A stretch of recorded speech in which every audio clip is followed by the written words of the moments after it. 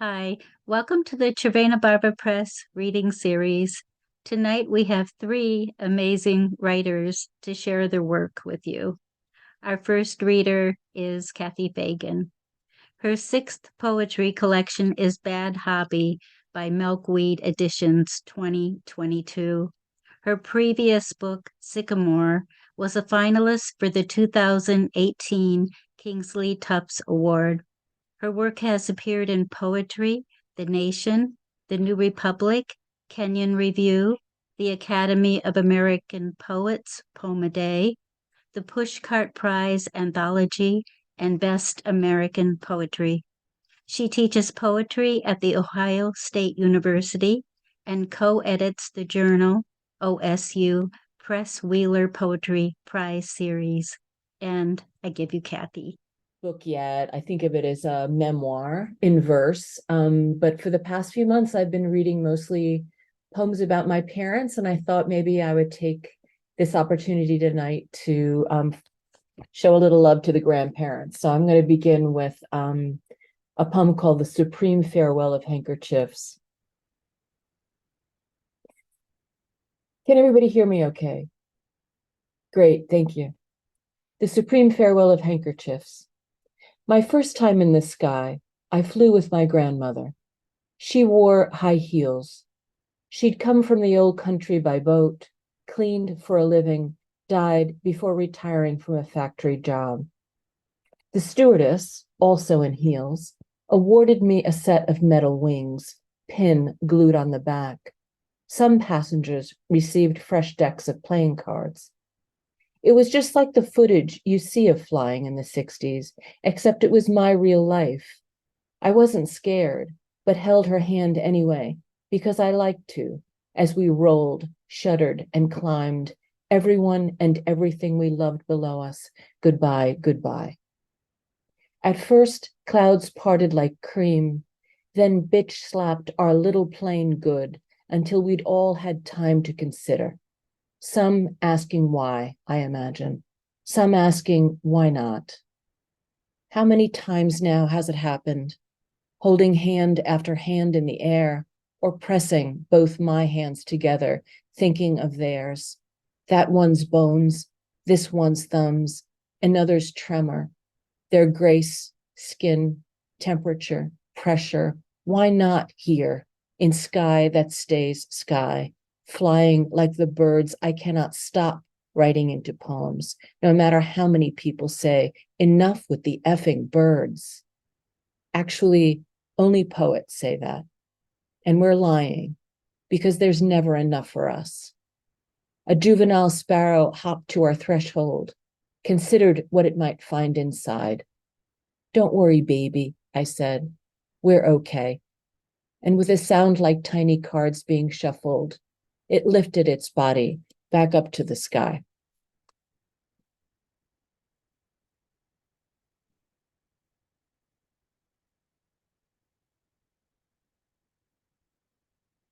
Nielsen. Like a cracked cup of milk, the swan leaks white on the wet dock. It's hard to know if this is normal. I'm worried and ashamed to be. Sensitive, it was called by the family, in the hushed tones of a fatal diagnosis. My grandfather, also sensitive, was a great reader, they said, a crease in his cuffed pants, fedora on his head in all weathers. He retired early from the Coty factory, lungs clotted with sweet-smelling powder. Our rounds included the library, the church, the river, and the shoe store, each equally holy. He and the salesperson zealously attentive to the room needed for my toes to grow. As he aged, he drank less and talked more, played Simon and Garfunkel's Parsley, Sage, Rosemary, and Thyme on his Victrola, cooled tea in a saucer, drew in his shaky hand what looked like boats with crosses inside. Kielsen, he wrote underneath. Use this as a keelson. He'd dreamed it, he said, many times. God gave him the vision. How could I understand? I never saw my immigrant grandparents exchange a warm word, not a touch, not a glance, but I worried them, joined them in that worry. They sent me to drama camp once to help me come out of my shell. The teacher said I had the melancholy look of an Audrey Hepburn, only less buoyant. Teachers used to say, when you misspelled a word, look it up in the dictionary. How can you look it up in the dictionary if you can't spell it? Before the internet, nothing and no one could ask you, do you mean Swan Lake? When you looked up Swan Leak. Now, when a Swiss friend texts, let's go for perch in Morges, my heart leaps with the poetry of it, like a fish on the line, like the invisible keelsons bobbing toward the dock. Look it up. You can listen to a French speaker pronounce Morges. See Audrey Hepburn's Swiss home nearby.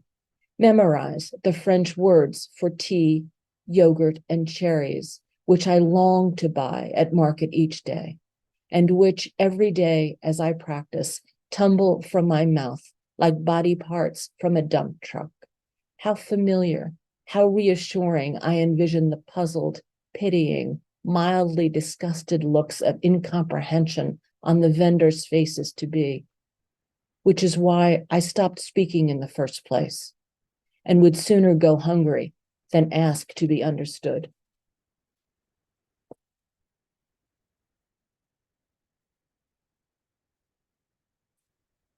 The rule of three. One of the first I learned was the Trinity, 3 persons in one God, Father, Son, and Holy Spirit, nay ghost.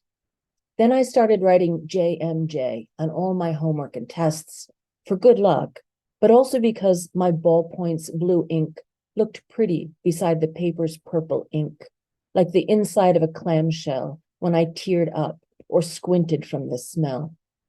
Sometimes the sheets were wet and curled like petals reeking of gin, which is why it was called spirit duplication, after the non-flammable alcohol used in the process. Jesus, Mary, and Joseph is what the 3 initials meant. I draw a cross from the descending caret of the M and think of Mary, the mother, and of the other Mary, not weeping at the limp feet of the crucified Jesus. Where was Joseph, I wondered, but never asked. We seemed to pity him a little, for reasons I couldn't name, like my father, who was both my father and a son, and soon to be the son of his father's ghost. When my grandmother was dying, she asked her only child, my mother, to go with her. Mom waited decades to obey, but she finally went. Together in one grave now, they are 2 Marys, maybe with the Jesus of their most solitary prayers, petals littering their one stone's 4 corners. Being motherless, like being childless, is both good and bad, I think. And it is a third thing, too, that is neither of these. Just 2 more. Helvetica. Rain crushes the crushed silk of the lake upon which swan armadas ride. That would be one way to put it. Dickinson wrote, "Our lives are Swiss." That would be another. In this country that bears no saints, being reasonable and cool, unlike my uniforms from school, the fast food jobs, the single bridesmaid stint I still wear like a habit of mind or a tap to the wrong forever. Men talk in cafes looking like the same man, different weights and ages, and children laugh and cry exactly like the ones at home. There is so little to say and so many ways to say it. Bees radioactive in their boxes, boxes surrounded by poppy-dotted meadow, meadow surrounded by gate. What is it we wish to capture, we experts of hedge and fence? The agitated boy in the park wore a helmet but rode no bike. His caregiver handled him roughly, shoving him to and from the playground mat. Another handled him more gently after, using her body and voice to circle, but not to touch him. Cloud panicles loft along the horizon, or what passes as horizon here. The Alps never part for them. They keep apart. Crow, extrovert, ambassador, tips its beak against its perch each time I look away, which I do often, my eye drawn to the lake in a smooth line, to swans moving coolly, whitely, uncannily, like the paddle boats modeled after them. Because of the anatomy of their trachea, the so-called mute swans are less vocal than others.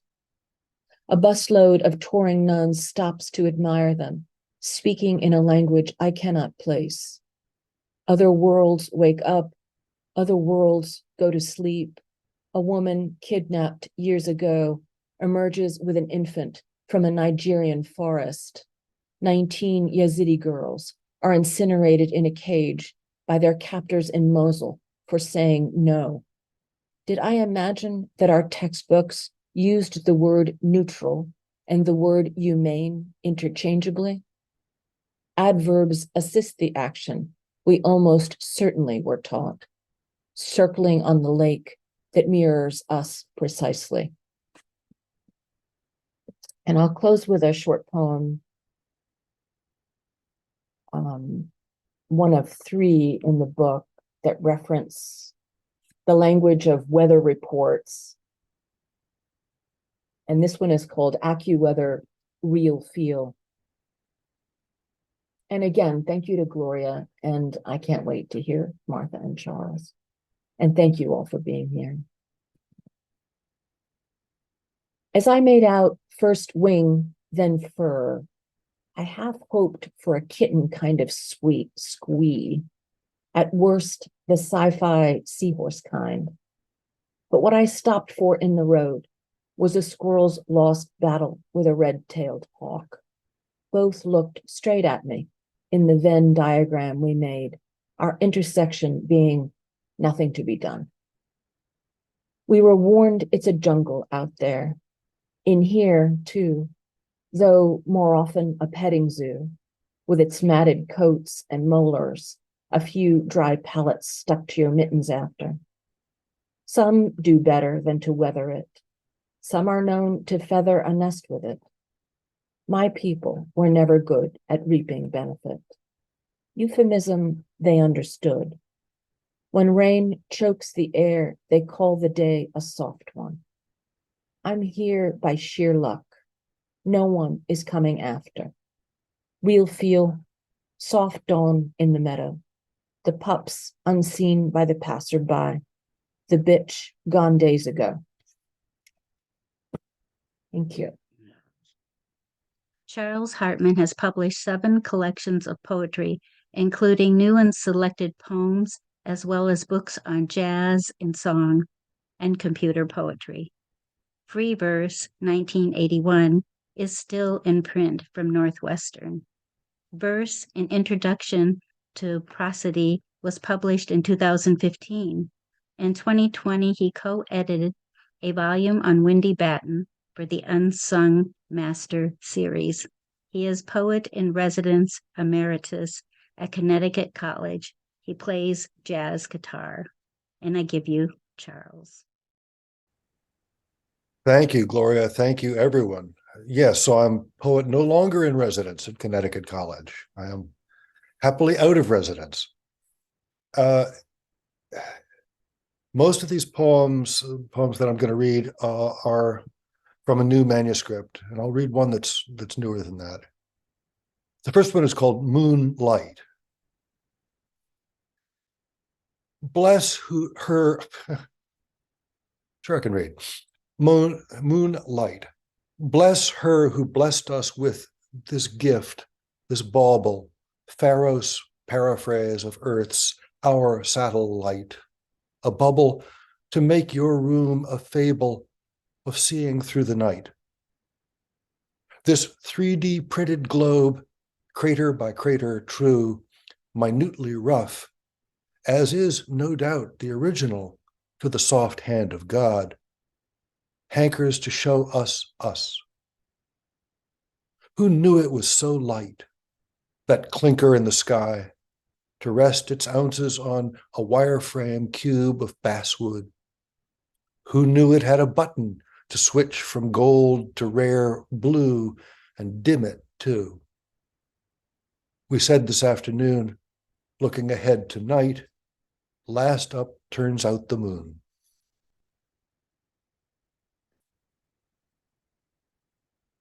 The second poem is called Assembly Square, and it's placed in Nafplio in Greece on the Argolid Plain. Assembly Square. Not peace, but a picture of peace, or of where peace might touch down or spring forth, whatever peace does to arrive. Pines and palms, neat public polygons of local stone, benches, pavers grooved for a season when wet stone breaks ankles, all below the long ridge fortified so grandly the second time Venetians tried to hold the town, and heroes had names like Turk Eater. Any Turks now, migrants and refugees, stay low to avoid being eaten by anything quicker than economics. Tourism can't fix everything. As Satan, once Lucifer, myself am hell, was first to recognize, nor am I out of it. The square's citizens come and go, the mother pedaling steadily uphill as the child in back gazes everywhere. The 6 old men sagging in chairs in the cafe in the sun. The mothers and daughters lumbering bag laden from the week's market. Doves hoot in 5/4, smaller self-important birds chatter together. Shreds of talk drift like smoke from the cafe. The chuckle of a starting car parries the slow surf of a passing one. Here I can sit idle, crossing my legs, which men don't much do in Greece because it might suggest balls smaller than cantaloupes. The biggest building across the green, headquarters of the neo-Nazi Golden Dawn, is not very big. Everything to scale, everything true to Euclid. I am not sure what constitutes peace, but a mind either freed of darkness or filled with light, a light not very much different from what floods this square according to its own laws, the straight lines among all surfaces and the tinier adjustments that are color, would seem like a good beginning. An orange in the grass, in the shadow of a palm.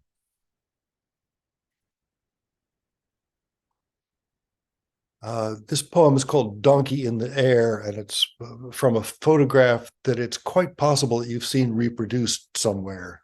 And the poem is partly about that reproduction of the image. Donkey in the Air. While I stood as usual they added stones to the back of the cart, presumably behind the axle. So, not suddenly, but at some tipping point, the market square began to fall away. Look at that bell tower.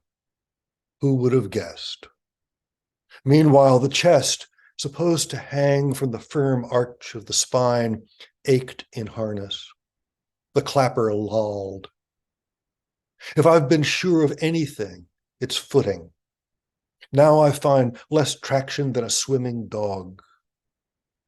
Could try what the birds do. No. You're gaping. I would too. I have a couple of ideas, which unfortunately involve hands.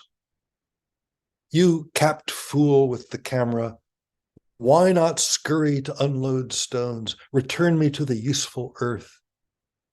No, this is too much fun. Snap on, develop, print, make a postcard to amuse your tourists from Pakistan to Naples, till it slips into the fist of a Greek who will do a trick to transpose my hung, ridiculously elevated body into a picture of his own village to shame the locals. Then one of you can turn it into words, also good for bandying about. Always glad to be of whatever service in the quarry of your decades. At last, since nobody wants to deal with me dead, somebody starts lifting off counterweights. No plummet, just hind legs, a little kicking, watch the tail, then 4, back in the belonging dust. That's settled.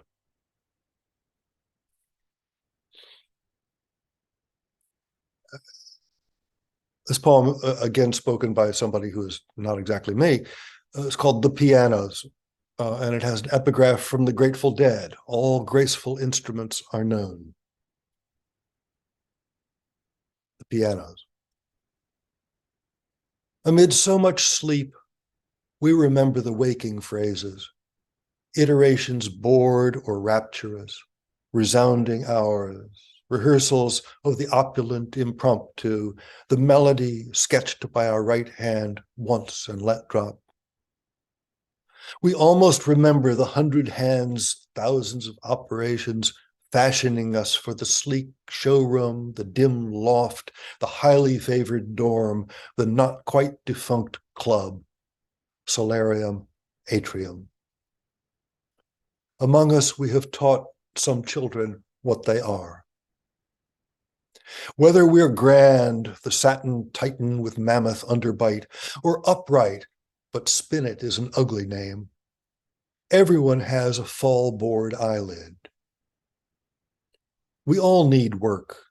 My felts haven't been pricked for years. The sostenuto's flabby. A long life can be ghastly, last decades in an untunable basement, peeling, untouched even into noise. Once on a loading dock, Steinway CD 318 and I passed back to back, Gould's own, on loan to Evans. This was before the fall. Another I knew stroked Tatum's fingers, then Peterson's, a junker by then, with a fresh coat of paint. When monks burned, everyone went dumb for a day. When I first came home under the round window, even as I heard the truck's pads and dollies tucked back in while guys flexed shoulders for the next, on that still first morning, I answered Bach with Bach, and when at last she stood and away from me to speak to some others, I knew her heart was mine.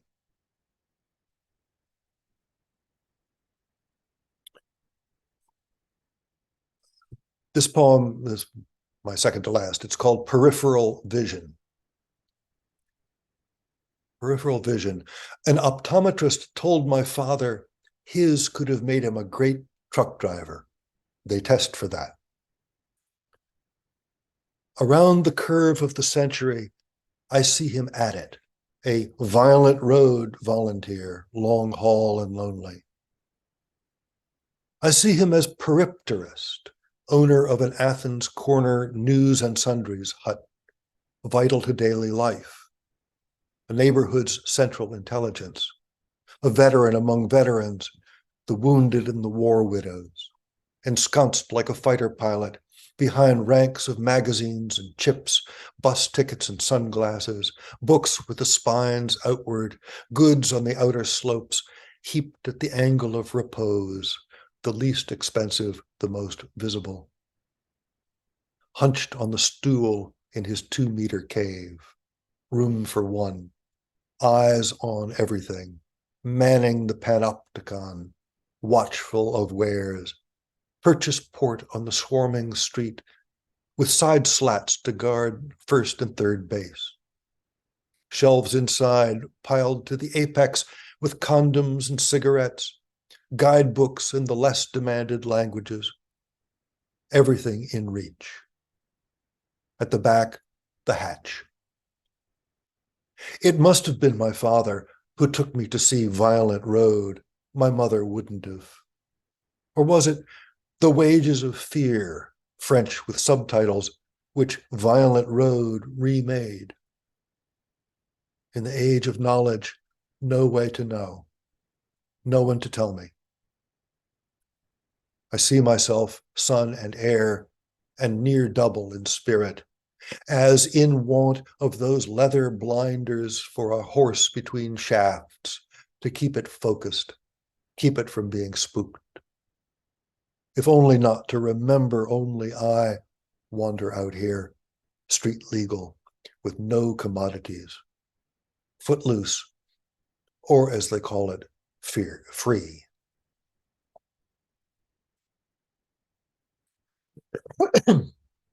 Excuse me.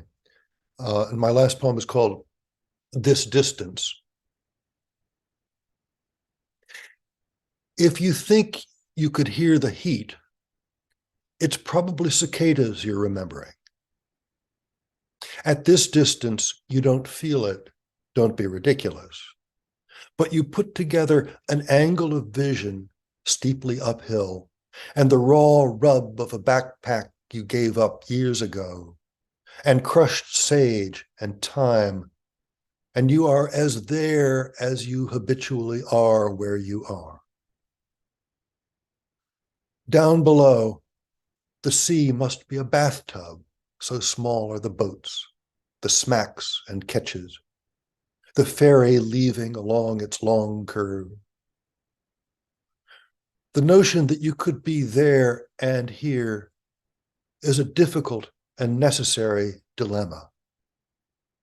As soon as you try to assemble words for it and realize you've taken them from two languages, you've lost it again and hold it as fast as anything, any moment you can grasp. Thank you. Martha Collins is our next reader. Her 11th volume of poetry is Casualty Reports, Pittsburgh, 2022. Her 10th, Because What Else Could I Do, won the Poetry Society of America's William Carlos Williams Award. And her 5th collection of co-translated Vietnamese poetry is due out from Milkweed in May. Collins founded the UMass Boston Creative Writing Program and later served as Pauline Delaney Professor of Creative Writing at Oberlin College. You can check her website out at marthacollinspoet.com.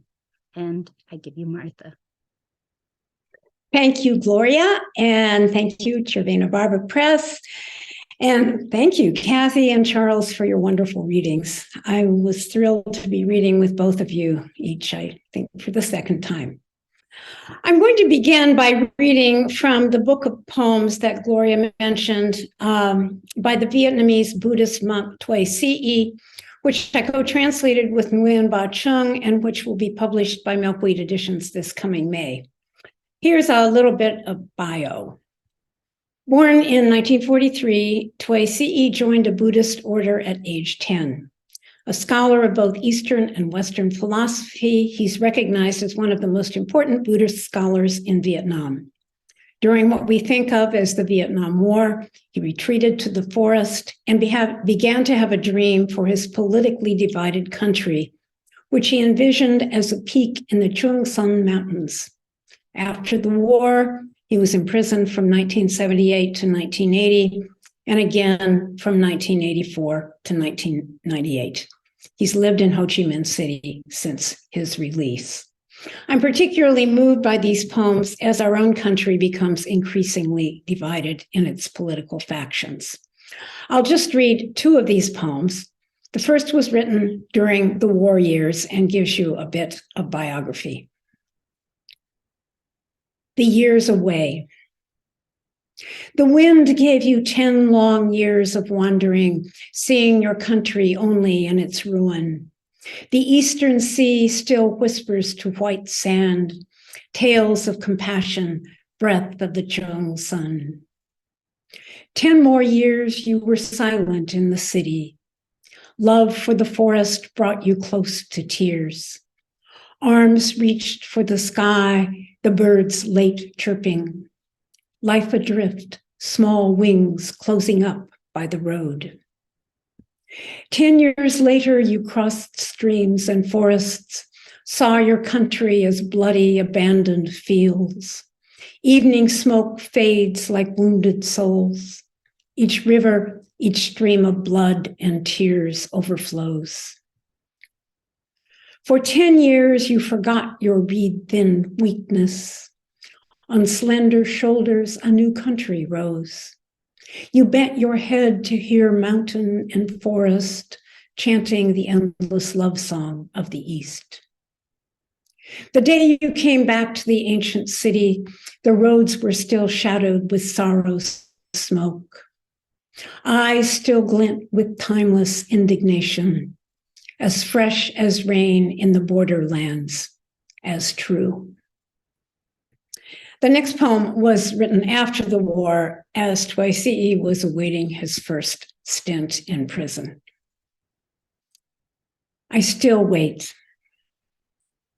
I still wait through long, restless nights. Pale green cries sound from the forest edge. In hatred's darkness, there is still love. A star brims like tears beside my lips. I still wait through black windless nights, the pure shimmering black of ancients' eyes.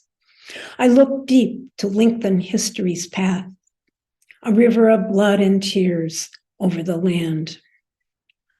I still wait to forget the beating waves, Pacific Ocean, people back and forth.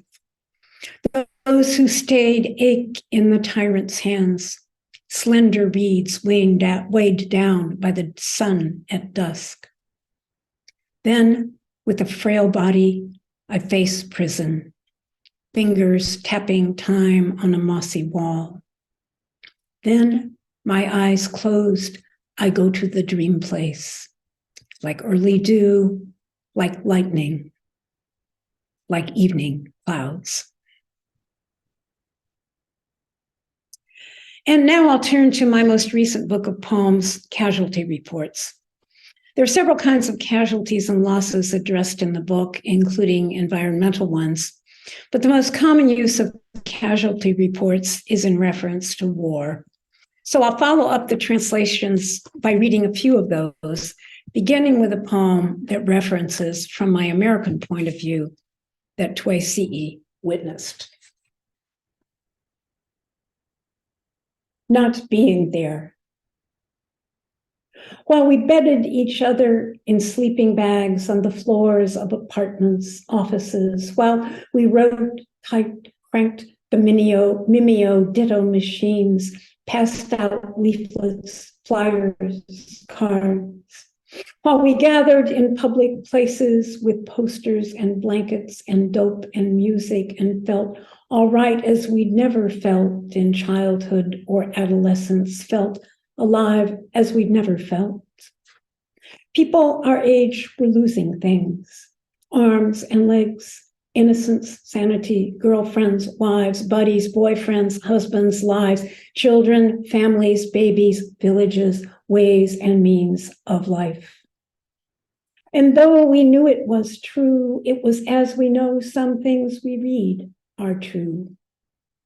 We knew few of our own dead, knew nothing of how they cherished theirs. We didn't even know they wrote poems.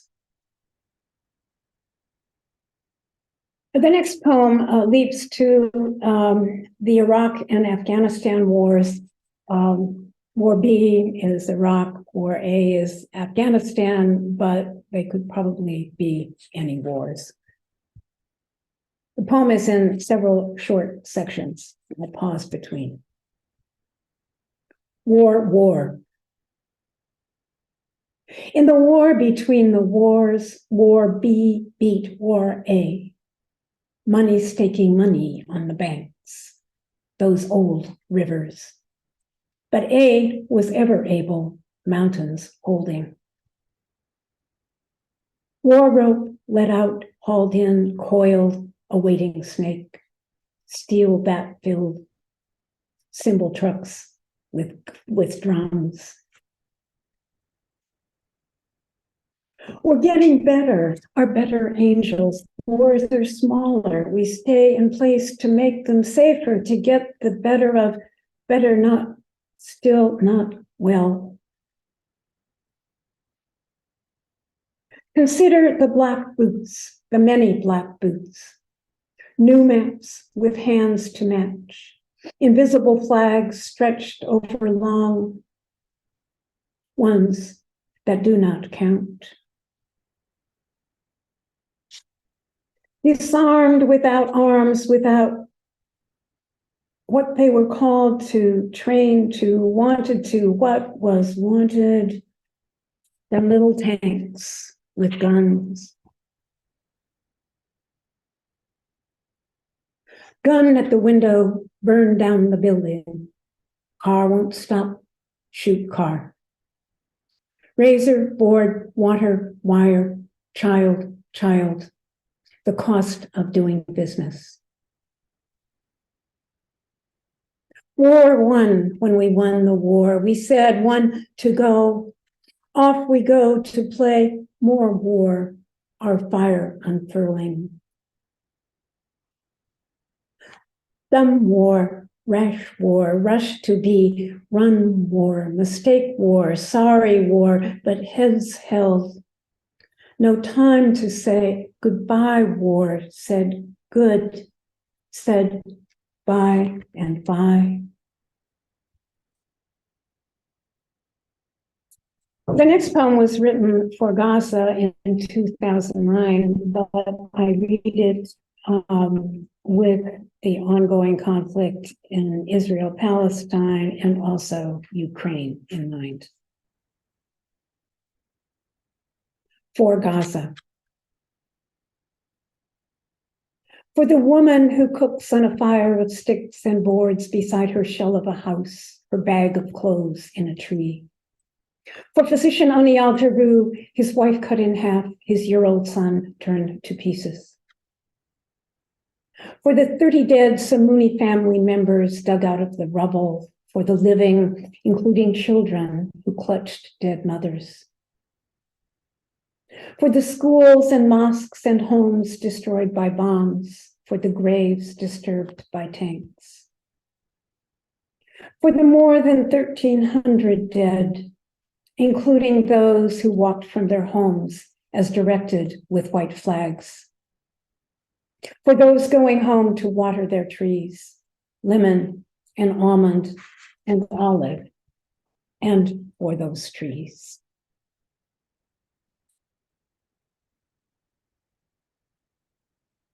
To leave no. To disappear into the walls, the earth, to fall from the sky, to disappear into the sea, to disappear into the red glare of the sun, the flames, the hurt, the burned, the fire in their eyes, to disappear into the whites of their eyes, the broad white stripes, the blood red stripes lashed into flesh, to reappear as bright stars in our sky, constellations of blazing pain, then to fall out of our history to disappear into this, to appear to disappear into the page.